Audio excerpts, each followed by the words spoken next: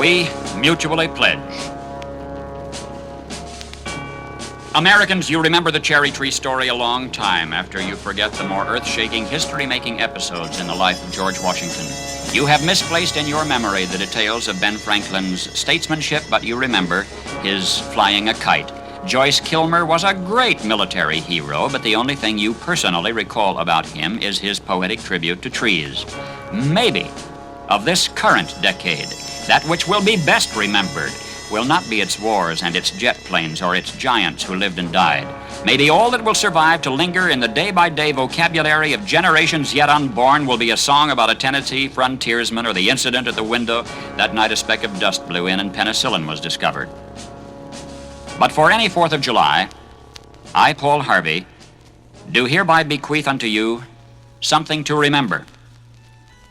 You may not be able to quote one line from the Declaration of Independence at this moment. Henceforth, you will always be able to quote at least one line. It's in the last paragraph where you will recall when I remind you.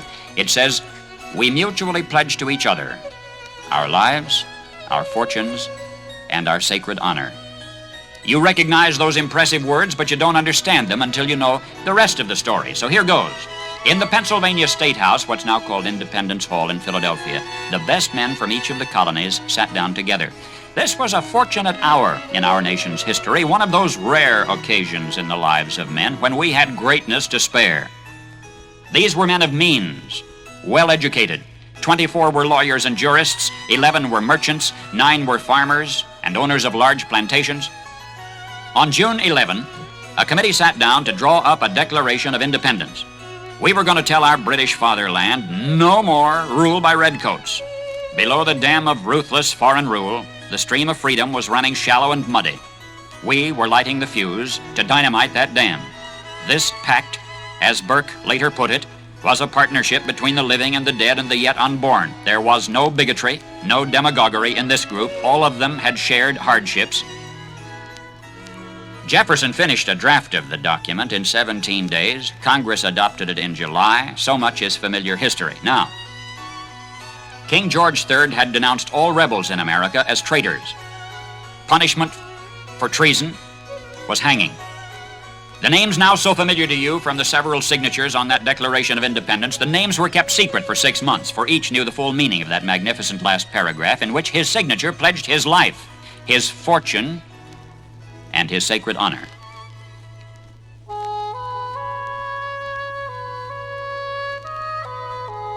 "56 men placed their names beneath that pledge. 56 men knew when they signed that they were risking everything. They knew if they won this fight, the best they could expect would be years of hardship in a struggling nation. If they lost, they'd face a hangman's rope. But they signed the pledge, and they did indeed pay the price. That is the rest of the story.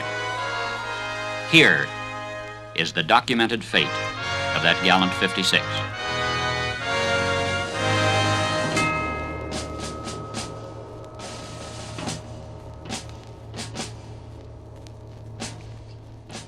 Carter Braxton of Virginia, wealthy planter and trader, saw his ship swept from the seas. To pay his debts, he lost his home and all of his properties and died in rags.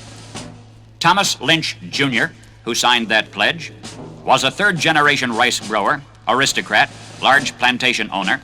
After he signed, his health failed. With his wife, he set out for France to regain his failing health. Their ship never got to France. He was never heard from again. Thomas McKean of Delaware was so harassed by the enemy that he was forced to move his family 5 times in 5 months. He served in Congress without pay, his family in poverty and in hiding. Vandals looted the properties of Ellery and Clymer, and Hall and Gwinnett and Walton and Hayward and Rutledge and Middleton. And Thomas Nelson, Jr. of Virginia, raised $2 million on his own signature to provision our allies, the French fleet. After the war, he personally paid back the loans, wiped out his entire estate. He was never reimbursed by his government. In the final battle for Yorktown, he, Nelson, urged General Washington to fire on his, Nelson's, own home, which was occupied by Cornwallis. He died bankrupt. Thomas Nelson, Jr. had pledged his life, his fortune, and his sacred honor. The Hessians seized the home of Francis Hopkinson of New Jersey. Francis Lewis had his home and everything destroyed. His wife imprisoned. She died within a few months. Richard Stockton, who signed that declaration, was captured, mistreated, his health broken to the extent that he died at 51. His estate was pillaged.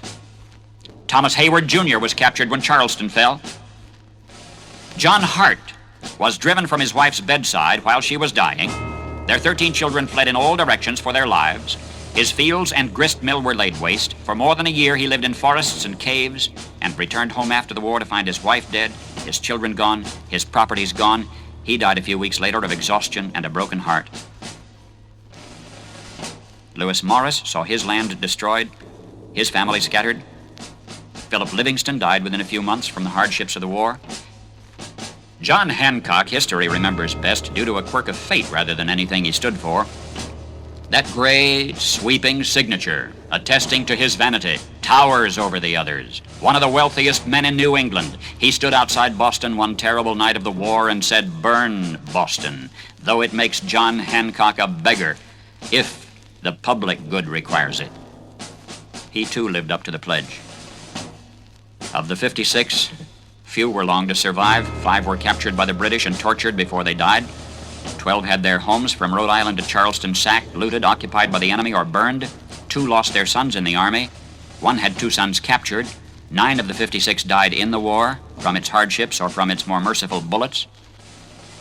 I don't know what impression you had of the men who met that hot summer in Philadelphia, but I think it's important that we remember this about them. They were not poor men. They were not wild-eyed pirates. These were men of means. These were rich men, most of them, who enjoyed much ease and luxury in their personal living. Not hungry men, prosperous men, wealthy landowners, substantially secure in their prosperity.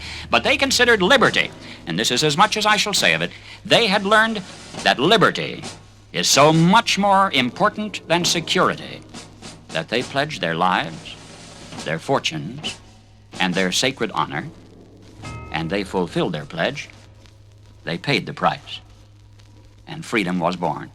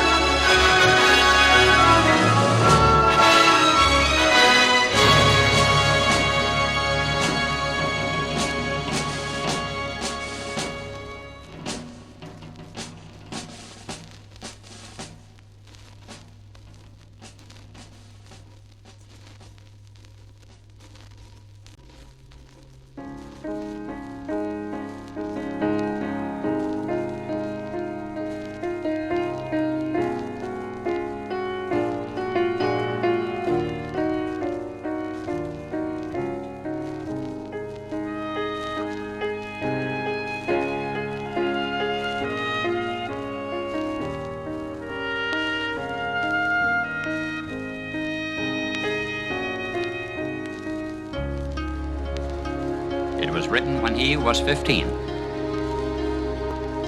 Dear son, whatever happened to the past 15 years? Before I got a chance to talk to you about the birds and the bees, you could tell me, and in Latin.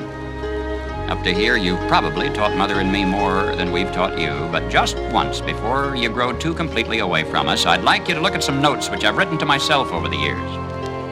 You'll do what your own ideals demand and seek what your own heart desires regardless, but if your intelligence could somehow pick up where Dad's knowledge leaves off, it would spare you some skinned shins. Some of them, not all of them.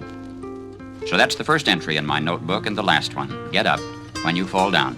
We all fall down, but the thing that separates the men from the boys is that a man gets up when he falls down. Bear down on your schoolwork. Not just because the world needs you, but because you're going to need it. If you excel in what you do, you'll have to eat less crow. It's as simple as that. I suggest you don't load up your closet with skeletons. Every time you make an unerasable mistake, you'll have to carry that extra load the whole distance. That goes for radical causes which might tempt your heart, the con game that might get you an indelible police record, the girl you might disgrace, the disease you go looking for, and the carelessness which costs a life or a limb. Think over time, trying to anticipate and avoid unerasable mistakes.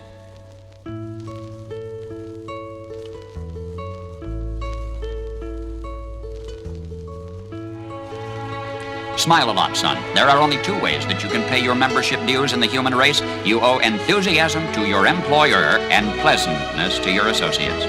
There are no two qualities of character which will reward you personally, materially and otherwise, more than those two, enthusiasm and pleasantness. And for goodness sake, find a kind of work that interests you and stick with it. I said work that interests you. That's enough to ask. No job's all fun or all easy or even all pleasant, but if your job isn't interesting, you're gonna hoe a long, hard road.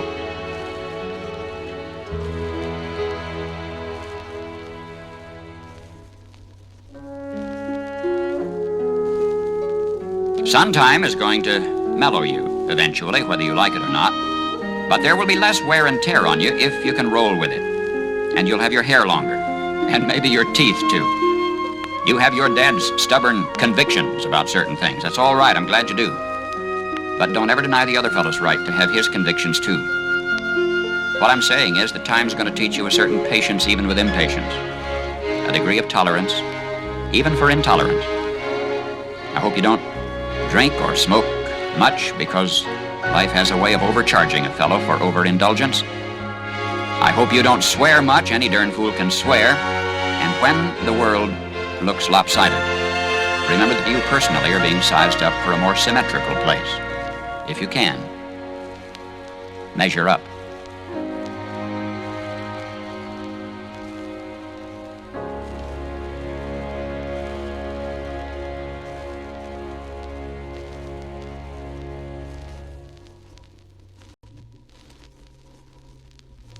Modern Americans, sensitive to such labels as square and corny and old-fashioned, have tended to adopt the pseudo-sophistication of their critics. Such terms as flag waver and super patriot have been used to describe the professional red baiter, thus leaving the vast majority of genuinely loyal Americans half afraid to pledge their allegiance. Well, corny sounding or not, I think our United States of America is the most. And I don't mean the fact that our 7% of the planet's people possess more than half of all the good things. I mean, just the real estate of the United States, from sea to shining sea, is incomparable.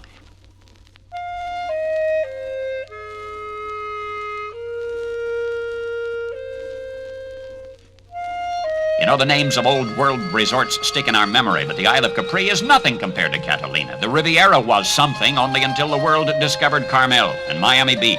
The Scandinavian nations have nothing to offer which our Northwest states can't duplicate. The Rhine is downright ugly compared to our beautiful Ohio. And South Pacific islands are disease-infested slums stacked up alongside those islands off our own Georgia coast. I'm fully prepared for the accusation of provincialism, but I have been elsewhere. I'm just not awed by the exotic anymore. I think more Americans should get out of their systems that passion for faraway places so that they could then see America last, but appreciate it when they do.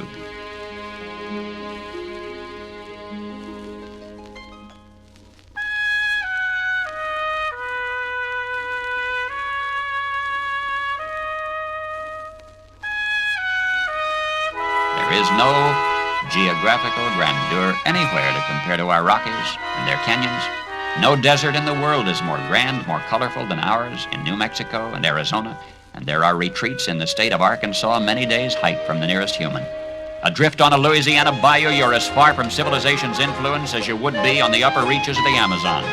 What harbor in this world has more character than the fishing anchorages lining New England's coast? Irwin D. Canham said it was great to go to the moon, but nobody ever invented anything better than coming home. Philosophers of all ages have had to say that one way or another. That the quest for the bluebird of happiness leads home. Voltaire said, hoe in your own garden. Eddie Guest said, there's no place like home. And of our own homeland, I believe it. There is no place like it. And now we have all this in Hawaii and Alaska, too. Let's rededicate ourselves and rediscover America and re-inspire our children to stand proud when they sing loud, my country.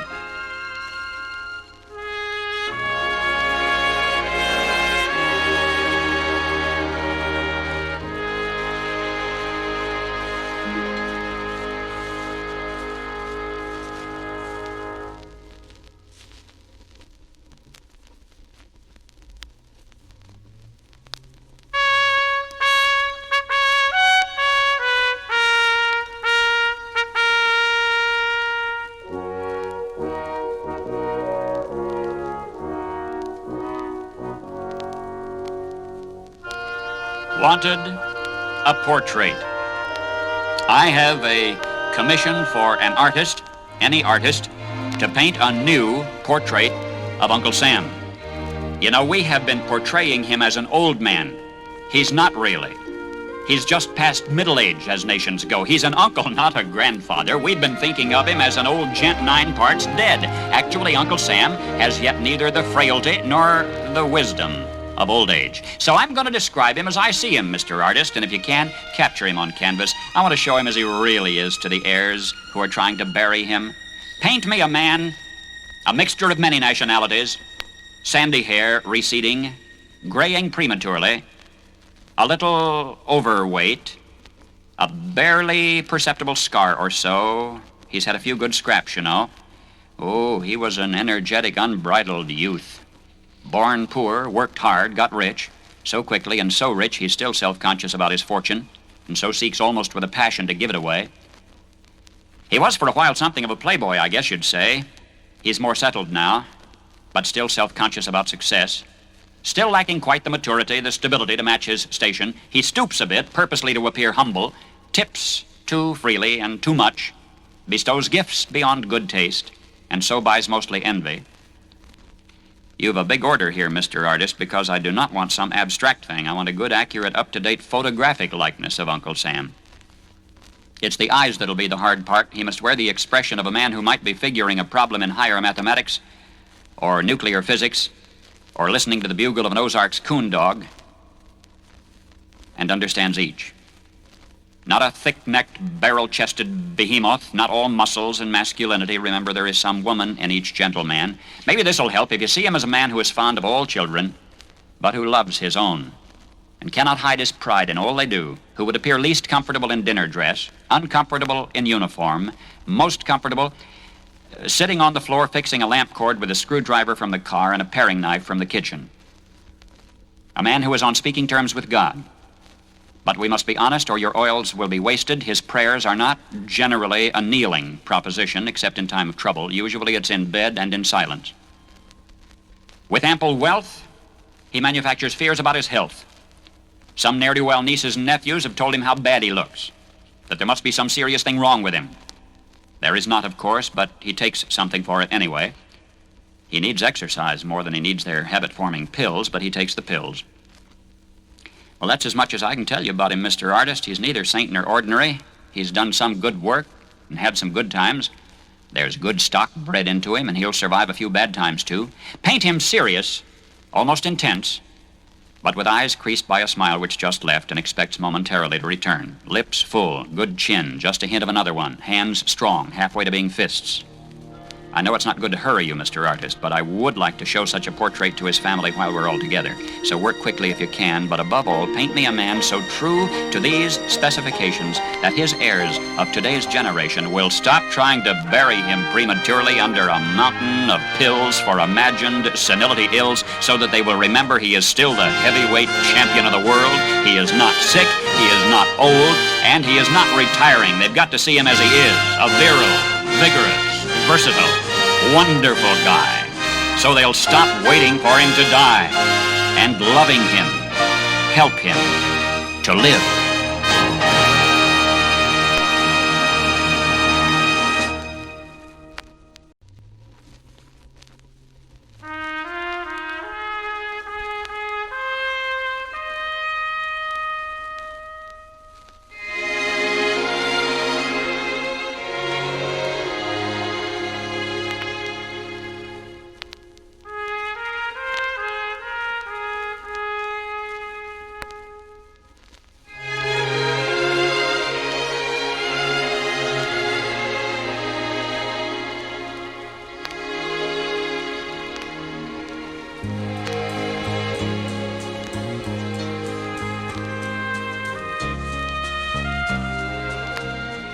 What are policemen made of?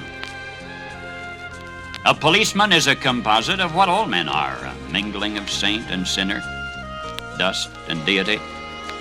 Culled statistics wave the fan over the stinkers, underscore instances of dishonesty and brutality because they are news. What that really means is that they are exceptional, unusual, not commonplace. Buried under the froth is the fact that less than 0.5% of policemen misfit that uniform, and that's a better average than you'd find among clergymen. What is a policeman made of? He of all men is at once the most needed and the most unwanted. He's a strangely nameless creature who is sir to his face and fuzz behind his back. He must be such a diplomat that he can settle differences between individuals so that each will think he won. But if the policeman is neat, he's conceited. If he's careless, he's a bum. If he's pleasant, he's a flirt. If he's not, he's a grouch. He must make in an instant decisions which would require months for a lawyer, but if he hurries, he's careless. If he's deliberate, he's lazy. He must be first to an accident, infallible with a diagnosis. He must be able to start breathing, stop bleeding, tie splints, and above all, be sure the victim goes home without a limp or expect to be sued.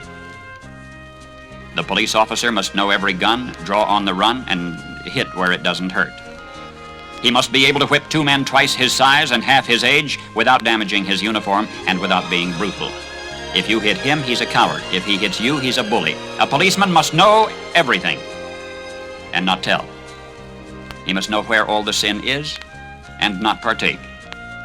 The policeman must, from a single human hair, be able to describe the crime, the weapon, and the criminal and tell you where the criminal is hiding, but if he catches the criminal, he's lucky. If he doesn't, he's a dunce. If he gets promoted, he has political pull. If he doesn't, he's a dullard. The policeman must chase bum leads to a dead end, stake out 10 nights to tag one witness who saw it happen but refuses to remember. He runs files and writes reports until his eyes ache to build a case against some felon who will get dealed out by a shameless Seamus or an honorable who isn't honorable. The policeman must be a minister, social worker, a diplomat, a tough guy, and a gentleman, and of course he'll have to be a genius, for he'll have to feed a family on a policeman's salary.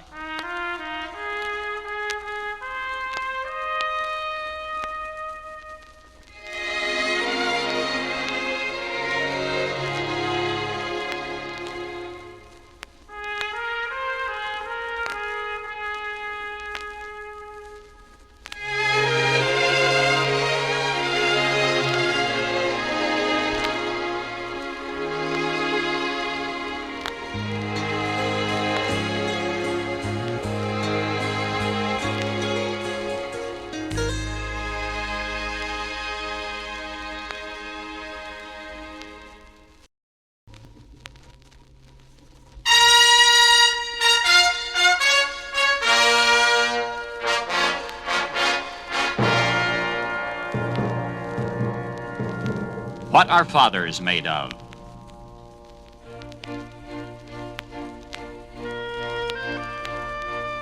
Well, a father is a thing that is forced to endure childbirth without an anesthetic.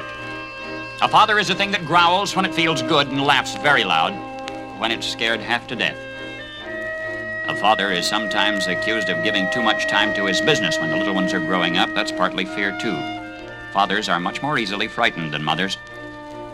A father never feels entirely worthy of the worship in a child's eyes. He's never quite the hero his daughter thinks, never quite the man his son believes him to be, and this worries him sometimes, so he works too hard to try to smooth the rough places in the road for those of his own who will follow him.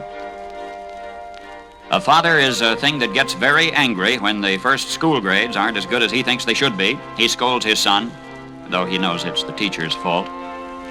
A father is a thing that goes away to war sometimes and learns to swear and shoot and spit through his teeth and would run the other way, except that this war is part of his only important job in life, which is making the world better for his child than it has been for him.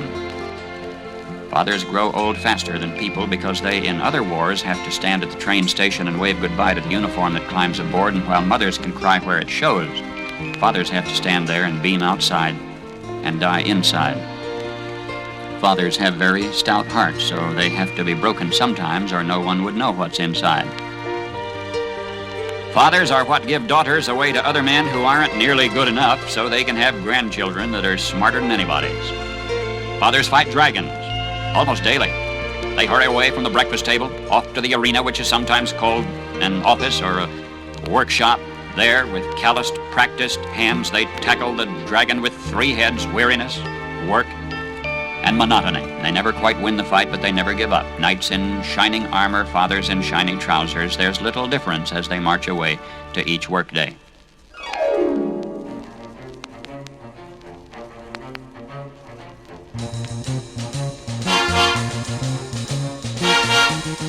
Fathers make bets with insurance companies about who'll live the longest. Though they know the odds, they keep right on betting. Even as the odds get higher and higher, they keep right on betting more and more, and one day they lose. But fathers enjoy an earthly immortality, and the bet's paid off to the part of him he leaves behind.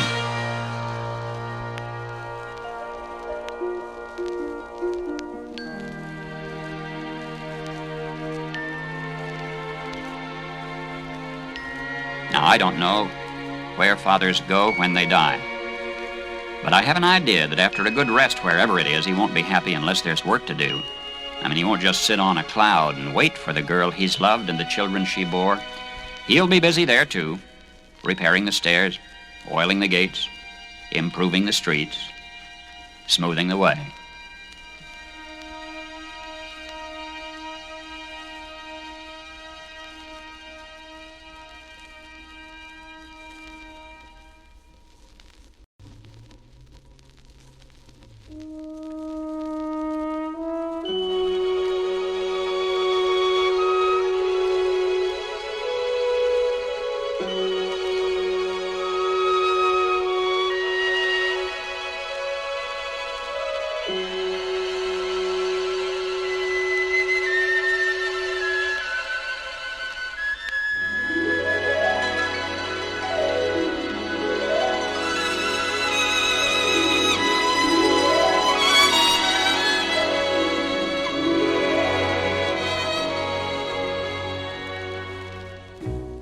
Unable to trace its proper parentage, I have designated this as my Christmas story of the man and the birds.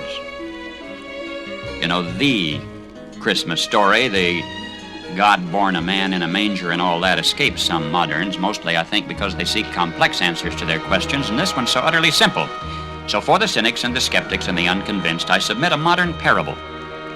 Now, the man to whom I'm going to introduce you was not a Scrooge. He was a kind, decent, mostly good man, generous to his family, upright in his dealings with other men, but he just didn't believe all that incarnation stuff which the churches proclaim at Christmas time.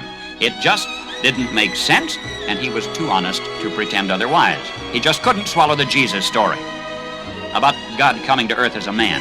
"I'm truly sorry to distress you," he told his wife, "but I'm not going with you to church this Christmas Eve."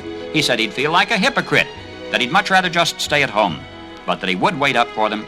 And so he stayed, and they went to the midnight service. Shortly after the family drove away in the car, snow began to fall. He went to the window to watch the flurries getting heavier and heavier, and then went back to his fireside chair and began to read his newspaper. Minutes later, he was startled by a thudding sound. Then another.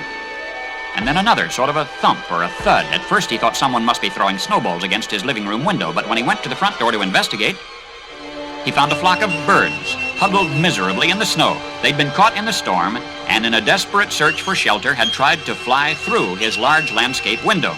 Well, he couldn't let the poor creatures lie there and freeze, so he remembered the barn where his children stabled their pony. That would provide a warm shelter if he could direct the birds to it.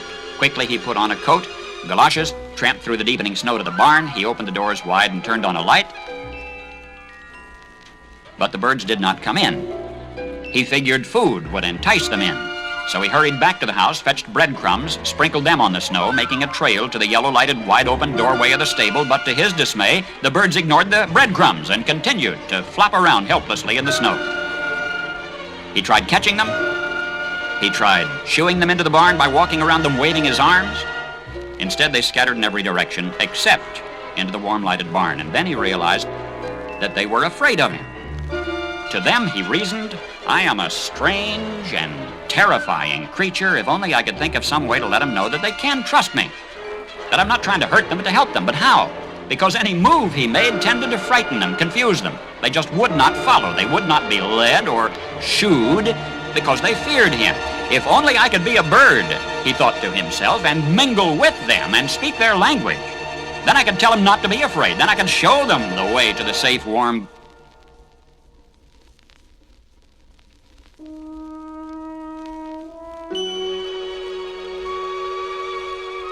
to the safe, warm barn, but I would have to be one of them so they could see and hear and understand. At that moment, the church bells began to ring.